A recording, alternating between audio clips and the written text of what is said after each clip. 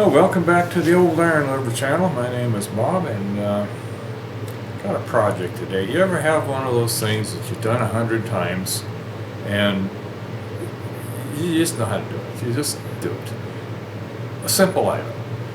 Changing filters, oil filters on your car or whatever. Sometimes they're a little tight, but you pull a little extra hard on them and you got it. Well, I have a backhoe. Decided that we just bought it a year ago, and it was freshly serviced when I got it, and we ran it all year last year, and it's time to service it again. So change the oil, not a big deal. Spin the filter on, new filter, drain it, put in 3 gallons of oil, call it good. It also has hydraulic filter, a great big tall hydraulic filter, and it's about 13 inches high. And has a fuel filter. Well, I haven't got to the fuel filter yet. The hydraulic filter, I figured I'd change the hydraulic filter out first and get it all ready to go. So I grabbed my trusty filter wrench I've had for many decades. I couldn't begin to tell you how many. The patent number is in the 200,000 range, so that tells you it's pretty old. Anyway, so I threw it on there and pulled on it, and there's a fair amount of room under there, and I had a little room to swing my arm. It wasn't going to budge. So I tried. I pulled as hard as I could under there, and it just was not going to move. So I thought, well, this is all about. We live in south part of Denver, and the ranch is about an hour away in Elbert County. So I had to drive, back into town, and the next time I was coming out to the ranch, the weather was nice and all that. And I grabbed my filter wrench again, and grabbed a piece of pipe about 18 inches long or so, to cheater bar. And I thought, well, in case this doesn't work, I've got one other possibility, which is a chain wrench.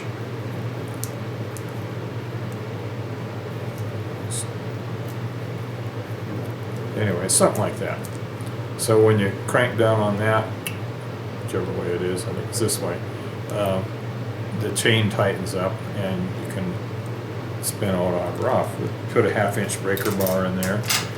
Well, first thing I did is put this on, put my cheater on there, and immediately bent the handle. So I thought, well, this is not supposed to be kinked out here. It just collapsed that and buckled that out. So it did bend the handle. So I said, okay, well, I guess I'll get the chain wrench. I got the chain wrench all rigged up, and the steel on steel just didn't have enough friction to hang on to it. I probably could have undone the filter with it, but it just wasn't going to hang on to the filter. Now, I don't want to use my old trick is to take a pointed pry bar and just punch it through it and rip it open, rip it off, for a couple reasons. If I punch a hole in it and I can't get it off still, then I'm stuck with no hydraulics. So I really want to bring it off in one piece or not at all. And anyway, so I've got to regroup again. It's an hour drive again out there and an hour drive back to try it again. So I'm going to do a couple of things. One is I have some flat rubber sheet around here somewhere. I'm going to cut a couple of strips that are about that long, and I'll use that, especially with the chain wrench. That might give the chain wrench a little more grip. This had plenty of grip. But what I'm going to do, I think, I have to take a look at it, but I think I'm going to disassemble this joint area right here and make a much sturdier handle and see if that doesn't get the job done. We'll find out. But just in case, we'll have that piece of rubber strip I can use to give it a little extra friction. So we're going to knock these rivets off and take the handle out, and I'm going to fabricate a piece. And I'm kind of toying with the idea of having a short handle and a long handle, because sometimes I need, you know, this length to get in a hole. Like, you know, you can't swing a long handle. So we'll see what happens there. I'll come up with some way of making this and like an 18-inch long handle too. So anyway, that's the project for today, and I guess we'll get on with it.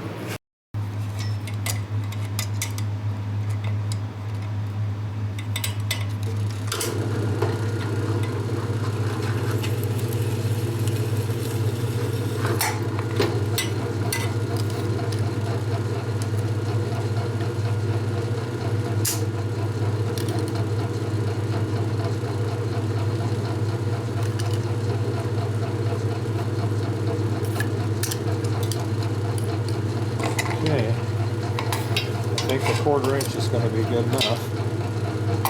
Hopefully I can hang on to this one.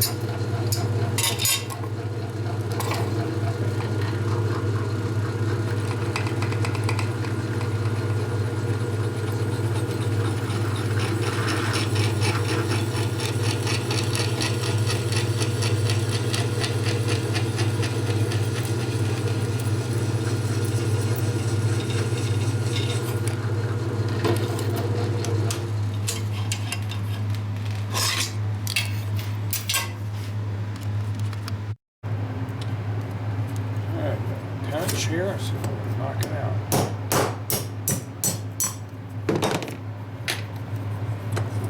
Yep.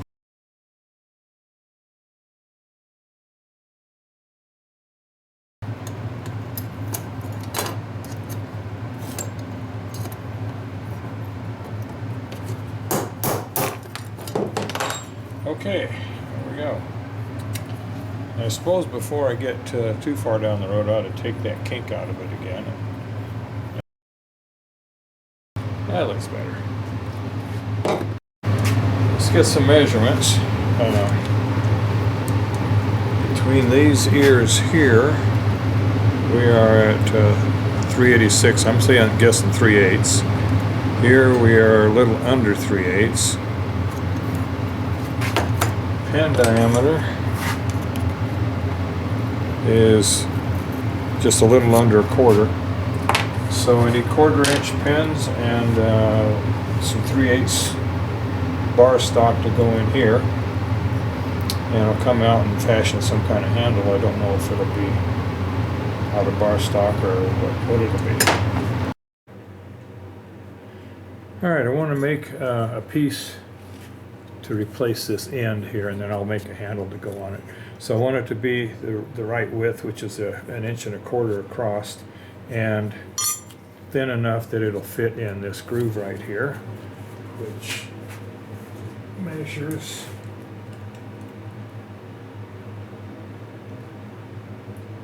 about 362 or so. So I'll start out cutting this down to 3/8 and then go from there. So I'm at 1/2 inch, and when we get down to 3/8, I'm going to take 62 thousandths off of each side here, and then we'll check everything, remeasure and all that. Got a saw here to get myself lined up. My X is zeroed in on so up against this shoulder here, and my Z is zeroed out, so we're ready to go, I think.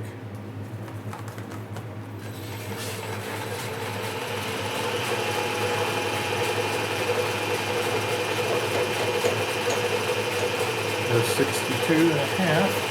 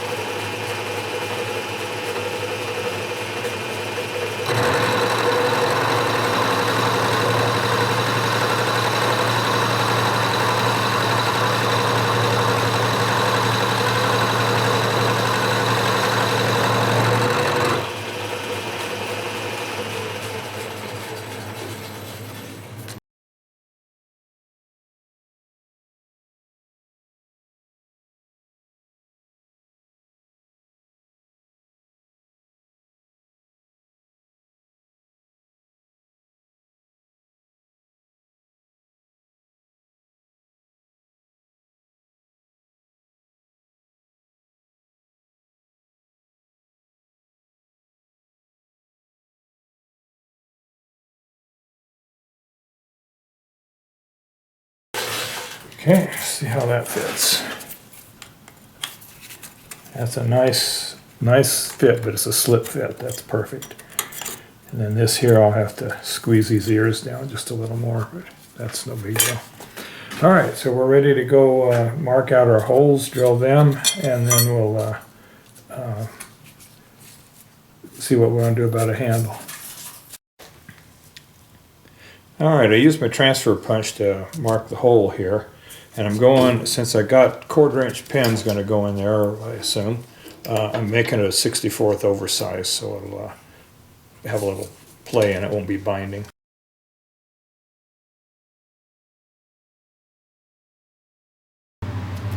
Okay, let's go back over to the bench and kind of assemble it a little bit, and then I can position the second hole a little better.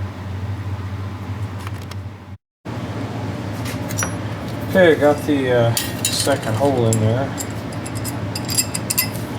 Let's just see how everything lines up.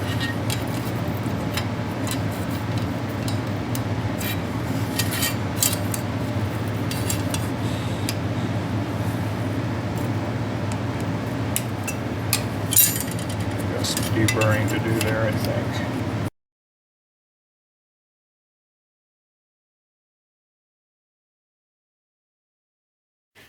Well, I did it off camera, but I took a piece of tube, kind of rounded the corner off, or the right bottom off, and then I hammered it flat so that it can kind of fit in here. And what I'm going to do here is go back about that far and just round this enough that it slides in there. And then I'll put a pin or rivet or something through here so it doesn't get wedged in there. So I can have a short-handled piece or a long-handled piece. So I will grind away for a while and then I'll come back. Rather than sit there and grind away on this thing, I'm going to mill a little bit off of the sides and the end, all 4 sides there, get it generally fitting that, and then I'll take it to the grinder and round it and finish it off. So.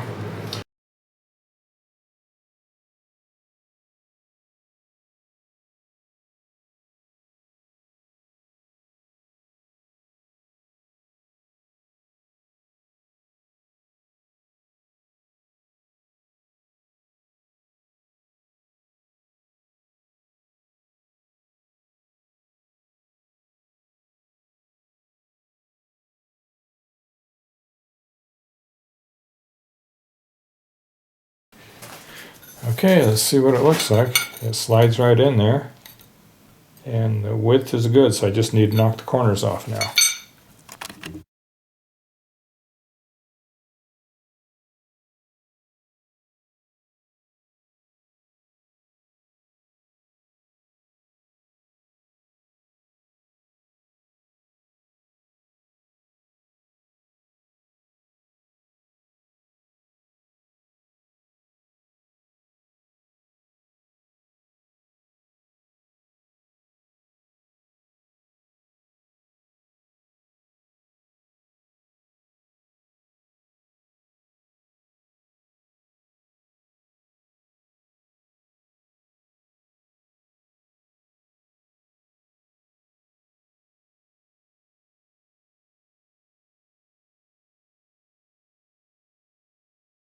That's it.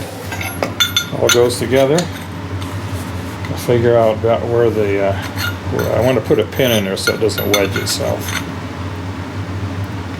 Or something. I guess I could. Well, anyway, we'll figure it out. Alright, we got the short handle fixed so it slides right in there. And like I say, you don't want it to wedge, so I'm going to drill it and just run a bolt through there. Something to stop it.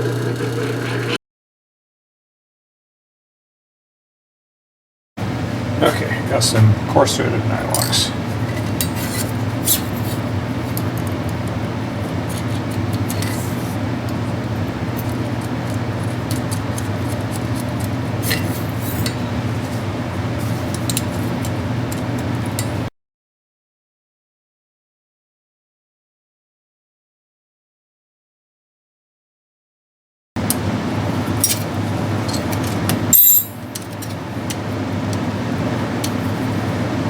Okay, that ought to work.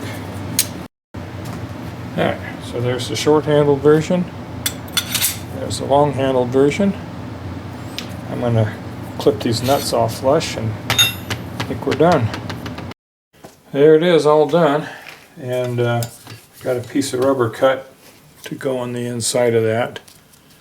Give it some extra traction. Maybe that'll help, maybe not. But I'll take it with me next time I go out there. As always, hope you enjoyed the video. Not much to it, but it's what I'm doing. I kind of just show you what I'm doing. Anyway, so if you like it, give it a thumbs up. That kind of helps me get more subscribers.